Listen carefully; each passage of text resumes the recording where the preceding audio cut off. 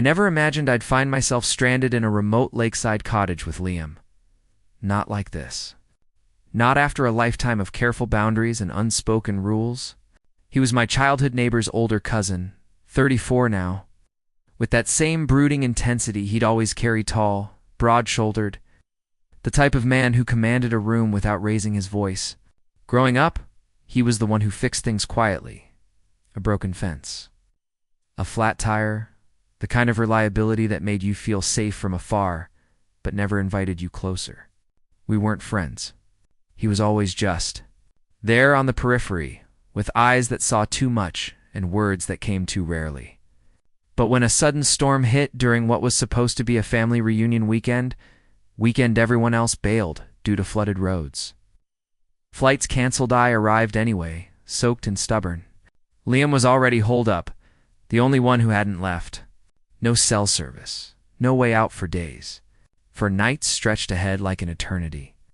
I could have slept in the car, waited it out, but something in his steady gaze, when he opened the door, rain pounding behind me, made me step inside. The first night was a haze of thunder and flickering candlelight. The power had gone out hours earlier. We shared a simple meal by the fire, stew from cans, bread he'd baked earlier that day. Conversation was sparse at first, polite detours around the weather, the isolation. But as the flames danced, casting shadows on the wooden walls, his eyes lingered on me longer than before. Not like the kid from down the street anymore, but like a woman he'd only just noticed. When he rose to head to his room, he paused at the doorway, his back to me. "You coming?" he said, voice low and even, no inflection to misread. It wasn't a question about the guest room. It was an invitation, raw and unadorned. My pulse thundered louder than the storm outside. I knew what it meant, knew the line we were about to cross, and still I followed. His room was sparse, moonlight slicing through the curtains in silver blades. Liam stood by the window, hands in his pockets, watching me enter like he was weighing the fragility of the moment. No grin, no flirtation, just that quiet intensity, scanning my face for doubt, for permission. He lifted one hand, palm up, a silent beckon. I hesitated, the floorboards cool under my bare feet, then closed the distance. My breath came shallow, heart slamming against my ribs. "Ever let someone else set the pace?" he asked, his tone soft but probing, like he'd already mapped out my reservations. "No," I whispered, the admission slipping out before I could cage it. He nodded, stepping nearer until his hand settled on my hip, firm, warm, anchoring me without trapping. I didn't flinch. He moved with deliberate slowness, attuned to every shift in my stance, every hitch in my inhale. "Then trust me," he murmured. "Just for tonight." His forehead brushed mine, a tentative bridge, giving me space to retreat. When I didn't, the air between us thickened, charged with years of what-ifs, finally igniting. His breath ghosted my ear. "I'm not rushing this. I want it to matter." God, it did. More than I anticipated. I can't recall how long we stood like that before I melted into him, my defenses crumbling under the weight of his patience. Liam was 34. I was 30. This wasn't a fling born of boredom or proximity. It was a reckoning, dangerous only in its depth. His fingers threaded through my hair, tilting my head gently as his lips grazed my neck, tracing the curve with reverence. A shiver raced down my spine, and I let out a breath I hadn't realized I'd been holding. "I didn't expect this," I confessed, voice trembling. "You did," he replied against my skin, certain but kind. "You were just waiting for me to prove I wouldn't break you." He was right. When he drew me fully against him, his body a solid wall of warmth and restraint. It overwhelmed me in the best way, honest, consuming, undeniable. My hands fisted in his shirt as sensations layered, the scratch of his stubble, the steady rhythm of his heartbeat syncing with mine, the way he paused whenever I tensed, murmuring assurances until I relaxed again. He didn't conquer. He invited. Guided me to the bed, with hands that explored but never demanded. Peeling away layers of clothing like unwrapping something sacred, the first touch of his mouth on mine was electric slow, deep, tasting of rain and resolve. I arched into him, fingers digging into his shoulders as he mapped my body with the same quiet focus he applied to everything. Every caress was measured, building tension without frenzy. When his hand slid lower, cupping me gently, I gasped, my world narrowing to the heat of his palm. The way he watched my reactions, like they were his compass. "Tell me if it's too much," he said, voice roughened but controlled. "It's not," I breathed. "It's everything." He smiled then, faint and genuine, before claiming my lips again. We moved together in a rhythm he set, but I shaped his hips, rolling against mine. Deliberate thrusts that drew moans from deep within me. The storm outside mirrored the one building inside, thunder rolling as he entered me slowly, filling me inch by inch, his eyes locked on mine, ensuring I was with him every second. Pain mingled with pleasure at first, then dissolved into pure ecstasy. His name escaped my lips like a prayer, and he answered with mine, whispered against my collarbone as he held me through the crest. His own release following only after mine shattered. But it didn't end there. After he pulled me close, our sweat-slicked bodies entwined under the sheets. He traced lazy patterns on my back, kissing the top of my head as my breathing evened. "Stay," he said simply. Not a command, but a request laced with vulnerability I'd never seen in him. The second night blurred into the first's echo, but deeper. The power still out? We lit more candles, their glow turning the cottage golden. Dinner was forgotten. We talked, instead really talked, about lost parents, failed dreams, the walls we'd built. His hand found mine across the table, thumb stroking my knuckles. When we migrated to his room again, the air hummed with familiarity. This time, I initiated pushing him back against the pillows, straddling him with a boldness I didn't know I possessed. His eyes darkened with approval as I explored him, kissing down his chest, tasting the salt of his skin, feeling him harden under my touch. "You're beautiful," he groaned, hands gripping my thighs, but letting me lead. I sank onto him slowly, savoring the stretch, the fullness, rocking in a pace that built us both to the edge. He sat up midway, wrapping arms around me, our foreheads pressed as we moved in unison. Whispers turned to pleas. His fingers found where we joined, circling until I cried out, clenching around him. He followed, burying his face in my neck, holding me as tremor subsided. Night 3 brought vulnerability's peak. Rain softened to a drizzle, but inside, emotions surged. We showered together in the dim bathroom, light his hands soaping my skin with care, mine returning the favor. Back in bed, he took his time again, but with an urgency born of impending separation. He flipped me gently, entering from behind, one hand splayed on my stomach, the other teasing my breast. "I see you," he murmured with each thrust. "All of you." I pushed back against him, meeting his depth, the angle hitting spots that made stars burst behind my eyelids. We came together that time, a shared wave crashing over us. The fourth morning dawned clear, roads clearing too. As we packed, the weight of reality settled. But Liam pulled me aside before I left, cupping my face. "This wasn't just the storm," he said. "Come back when you're ready. No pressure." I nodded, throat tight. Driving away, I glanced in the rear view, him standing on the porch, that quiet storm finally calmed. We hadn't planned this, but in those nights we'd rewritten everything. Trust, connection, a future unspoken but possible. I wasn't the girl from down the street anymore, and he wasn't unreachable. We were something real waiting to unfold. The cabin smelled of pine and smoke when I first opened the door, the kind of scent that clings to your skin and refuses to let go. I'd come here to escape work deadlines, the endless scroll of notifications, the hollow ache of another year slipping by without anything solid to hold on to. Elias found me on the trail that afternoon, his boots crunching through the frost-kissed leaves, a thermos of coffee in one hand and a map in the other. He was lost, he said, but his eyes dark, steady.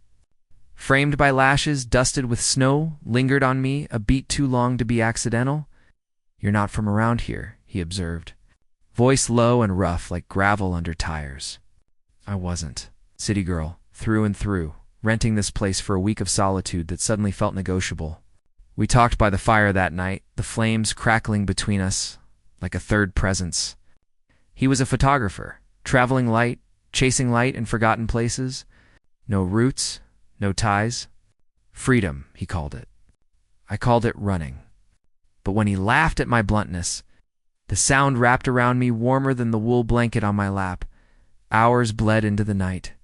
We shared whiskey from chipped mugs, stories spilling out like they'd been bottled up too long. He told me about his ex, the one who wanted promises he couldn't give. I confessed the string of almost relationships that left me guarded, skeptical of anything that burned too bright. People leave, I said. He leaned closer, the firelight dancing across his stubbled jaw. Not always. His hand brushed mine, intentional this time. Electricity shot up my arm, unexpected and undeniable. We didn't plan it. One moment we were debating the merits of city lights versus starlit skies. The next, his lips were on mine, tasting of smoke and something sweeter, like possibility. His hands calloused from camera grips and climbing ropes framed my face. Thumbs tracing my cheekbones as if memorizing the curve. "Tell me to stop," he murmured against my skin. I didn't. I couldn't. Instead, I pulled him closer, fingers tangling in the soft curls at the nape of his neck. The bedroom was dim, lit only by the glow filtering through the curtains from the dying fire. Clothes fell away in a hush of fabric. No rush, just discovery. His beard scratched deliciously against my throat as he kissed a path down my collarbone, his breath hot and ragged. "God, Lena," he groaned when I arched into him, my nails digging into the broad expanse of his back. He was all muscle and restraint, holding back until I whispered pleas that shattered the quiet. When he finally entered me, slow and deliberate, it felt like surrender for both of us. Our bodies moved in sync, a rhythm born of instinct, not performance. He whispered my name like a prayer, eyes locked on mine, claiming depths I hadn't offered anyone in years. Afterward, we lay entwined, sweats licked and breathless. His arm draped heavily over my waist, fingers tracing lazy patterns on my hip. We talked until dawn crept in about dreams we'd abandoned, fears we buried, the way life had a habit of surprising you when you least expected it. "This feels different," he said softly, pressing a kiss to my temple. I believed him. How could I not? The way he held me, like I was fragile and unbreakable all at once. Laughter bubbled up between us, silly and intimate, as we recounted embarrassing childhood stories. By the time exhaustion pulled us under, limbs tangled in the sheets, I was certain we'd crossed a threshold. Something real, something lasting. But morning came cruel and empty. I woke to sunlight slicing through the blinds, my hand reaching instinctively for the solid warmth beside me. Nothing. The sheets were cool, dented only by the ghost of his body. Panic fluttered in my chest as I sat up, clutching the blanket to me like armor. "Elias?" My voice echoed back, unanswered. The room was pristine, no scattered clothes, no evidence of the storm we'd unleashed. I stumbled into the living area, heart pounding. The fire had burned to ash, gray, and lifeless.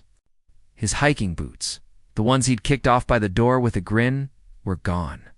His leather jacket slung over the chair vanished. Kitchen, empty. No coffee brewing, no note propped against the mug we'd shared. Bathroom, his toothbrush, the one he'd borrowed with a sheepish smile, missing from the counter. It was as if he'd erased himself, meticulous and methodical. I sank onto the couch, the same one where we'd first kissed, and buried my face in my hands. The air still carried his scent-woodsy cologne mixed with the faint musk of our night. My skin tingled with memories, the weight of his thigh between mine, the hitch in his breath when I gasped his name. The way his eyes softened post-climax, vulnerable in a way that stripped us both bare. Why? The question looped in my mind, relentless. We'd bared souls, not just bodies. He'd looked at me like I was the horizon he'd been chasing. "Stay," I'd murmured in the dark, half asleep. He'd tightened his hold, whispering, "I'm not going anywhere." Lies or fear? Maybe both. I wasn't naive. I'd had flings, one-night stands that fizzled with the sunrise. But this was visceral. The honesty in his touch, the depth in his gaze, it wasn't fabricated. People don't simulate that kind of connection, do they? Hours dragged. I paced the cabin, phone in hand, screen stubbornly blank. No texts, no calls. I drafted a dozen messages, casual at first, then raw. Asterisk, what happened? Talk to me, asterisk, deleted them all. Vulnerability felt like weakness now. Outside, snow began to fall, soft flakes muffling the world. I wrapped myself in the blanket from the bed, inhaling what remained of him. Replayed every moment, the way he'd paused mid-kiss to study my face, as if etching it into memory. How he'd laughed when I teased him about his terrible singing voice. The tenderness when he brushed hair from my eyes, murmuring, "You're beautiful, Lena," inside and out. By afternoon, the silence was deafening. I ventured out, boots crunching on fresh powder, following the trail where we'd met. No sign of him. The town nearby, a cluster of shops and a diner, yielded nothing. Locals shook their heads at my description. Haven't seen anyone matching that?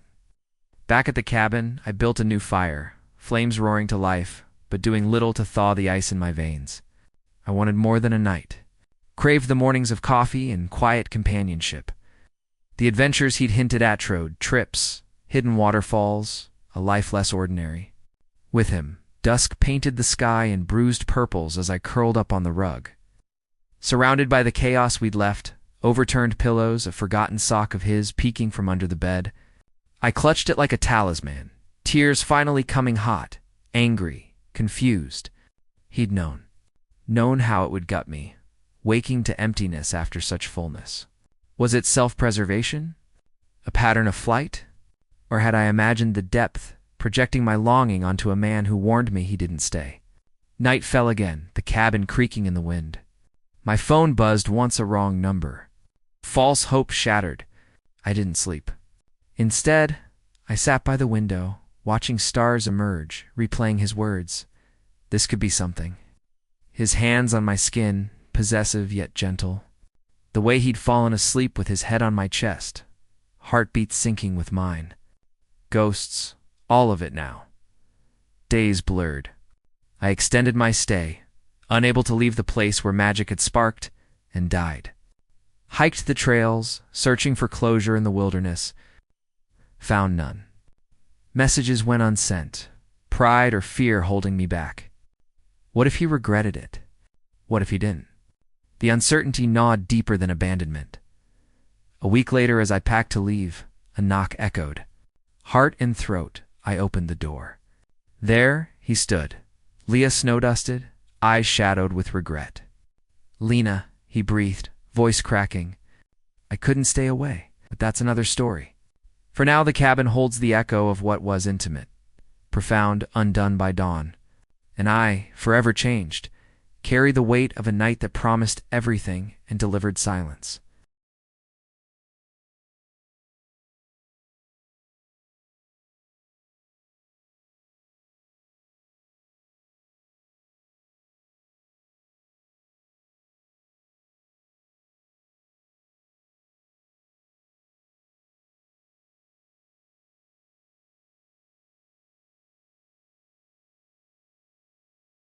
That kind of softness, not that kind of truth. So why did it suddenly feel like I was the only one who remembered? I opened our DMs on the app where we'd matched. Nothing since her last message. Can't wait to see you again. I refreshed the page. Still nothing. And my gut twisted like I'd swallowed glass. Her profile on the platform was silent. No new photos, no updates, no reels. My pulse raced when I saw the little green dot next to her name, meaning she was online, but no reply came my way. I typed out, "Hey, everything okay?" Mishearing from you, and hovered over send for what felt like an eternity before backspacing it all. I didn't want to come off as needy, even though desperation was clawing at my insides. I wasn't built for this. I kept people at arm's length, emotionally and physically. Lila had cracked through that armor without even trying. That night in the dimly lit cafe, where we'd spilled our souls over cheap wine and shared playlists, wasn't just a fling. It was raw connection. Touch that lingered like a promise. Conversations that peeled back layers I'd hidden for years. Trust that felt like finding water in a desert. Now it seemed I was the only one parched, drowning in the aftermath while she sailed on unscathed. I called my sister Mia, the one person who knew me better than I knew myself. I skirted the details, just said I'd met someone incredible, and then radio silence. She sighed, not unkindly. Alex, it was one evening. People ghost. It's the game now. Dust yourself off. But Lila didn't strike me as a player, unless I'd misread every glance, every laugh, every time her fingers brushed mine like she was memorizing the feel. Deep down, a stubborn voice whispered that this wasn't her style. I needed to know why she'd vanished into thin air. Sleep evaded me for nights on end. The next one blurred into the one after, my mind replaying loops of her voice, soft and teasing. Saying my name like it was a secret she cherished. The way she'd tilted her head when I confessed my fears about letting people in. The way her eyes lit up when I shared stories from my childhood, like she genuinely cared. And then nothing. A void where her presence had been. I started unraveling. I wasn't the type to obsess. Attachments formed slow, if at all, like glaciers. But Lila had ignited something primal. She hadn't just shared a moment. She'd claimed a fragment of my soul when she walked away.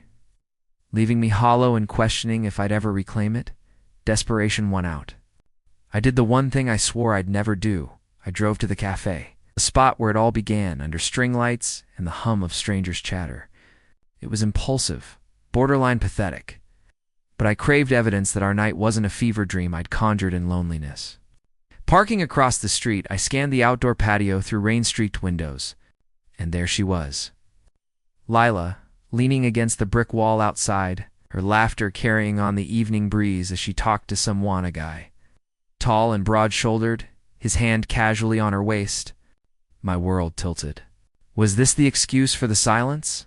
A boyfriend, a fiancé, some hidden life she'd never hinted at during our hours of bearing it all. I couldn't move, rooted to the spot in my car, heart hammering like it wanted out. They looked effortless together, her head thrown back in genuine joy, his smile mirroring hers. He didn't seem guilty or distracted. He looked content, like our night had been a blip, easily erased by morning light. Just as I gripped the steering wheel to peel away, her gaze lifted. Our eyes locked across the distance. One heartbeat, maybe two. The rain pattered harder, blurring the edges of everything. She didn't wave, didn't acknowledge the storm in my expression. Her face went blank, like staring at a stranger from a past life. Then she turned back to him, her hand finding his, and they walked inside without a backward glance, as if I were invisible. A ghost haunting a memory she'd already buried. The drive home was a haze of wet roads and blurred headlights. My hands trembled on the wheel, teeth clenched so tight my jaw ached. Part of me wanted to storm in, demand explanations *, what was that night to you? Why build something just to burn it? But pride or fear glued me to the seat. I collapsed into my apartment, the weight in my chest, a living thing, expanding until breathing hurt. Food lost its appeal. Work emails piled up unread. Focus, impossible.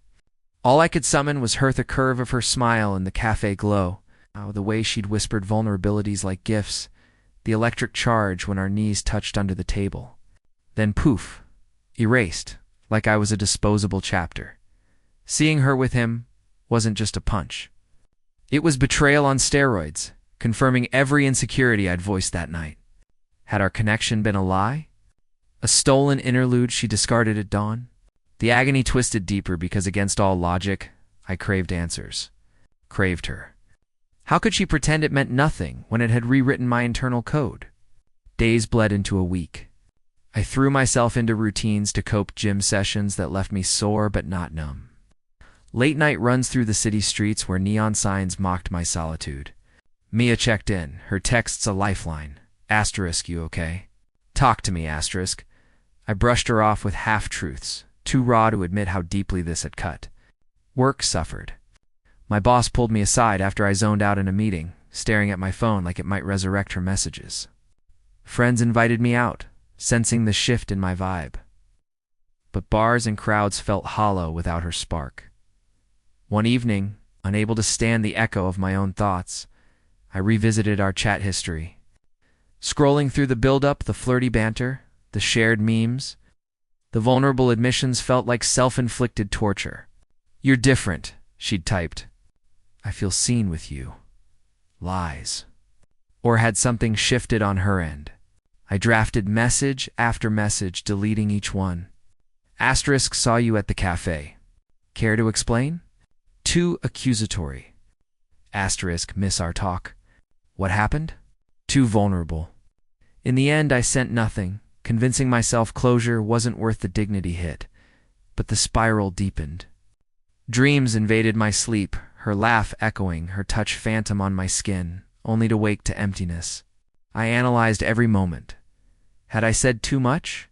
Pushed too hard? Or was I just collateral in her complicated life? The guy who was he? The way she leaned into him suggested history. Comfort I thought we'd sparked anew. Jealousy festered, ugly and unbidden.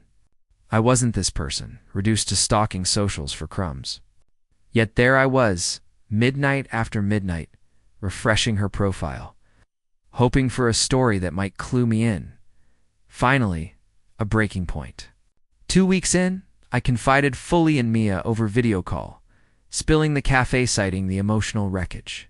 She listened without judgment, then said gently, "Alex, people compartmentalize. Maybe she has a reason's commitment, fear, whatever. But you deserve someone who chooses you fully, not in secret slices." Her words landed but didn't heal. I nodded, promised to try moving on. I deleted the app, blocked her number for good measure, joined a hiking group to force human interaction. The first outing was awkward small talk with strangers, but the mountain air cleared some fog. Slowly, the ache dulled from sharp stab to persistent throb. I ate again, slept in fits. Work stabilized. Months later, on a solo trip to clear my head, I ran into a mutual acquaintance from that cafe night. Casually, I asked about Leela.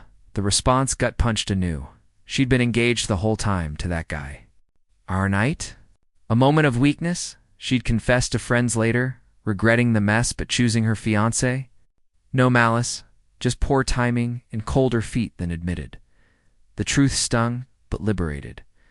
I wasn't crazy. The connection was real, just not mutual in the end. I hiked higher that day, wind whipping away the last remnants of what-ifs. Lila had taken a piece, yes, but in the void, I found space to rebuild, stronger.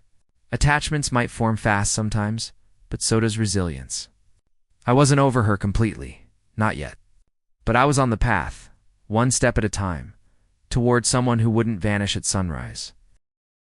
The question looped in my head like a scratched record. Asterisk? Did it mean anything to him? I couldn't keep orbiting that void. I needed the gravity of truth, even if it crushed me. So I returned to the tavernaut for the burn of whiskey, not to pick a fight with fate, but to sit in the dim amber light and wait. Just after the clock over the bar blinked 12:03, the door sighed open, and there he was. Same charcoal peacoat, dusted with November rain, same scuffed Chelsea boots, same stride that turned my pulse into Morse code. But when his gaze snagged on me at the corner stool, his shoulders locked like a man stepping onto thin ice he already knew would crack. He crossed the floorboards slowly, each footfall deliberate, as if the distance itself might talk him out of this. "What are you doing here, Lila?" His voice was low, almost lost under the clink of glasses and the low throb of a blues guitar someone had left on repeat. "You vanished," said the words, scraping out raw. "After everything we spilled to each other in the dark, you just evaporated." He stared at the scarred barred up between us. "You weren't supposed to fall." The sentence landed like a slap. "Fall," I echoed, tasting iron. "You looked me dead in the eyes and said my name like it was a prayer. You traced the freckles on my shoulder and told me I felt like coming home. That wasn't a fling, Rowan. That was I know what it was. And that's the whole damn problem." Silence ballooned, thick enough to choke on. A couple laughed too loud at the dartboard. The sound felt obscene. She's not my girlfriend, he said at last, voice barely above the hum of the neon beer signs. She's my ex-wife. We share custody of a little girl named Juno. She's 5.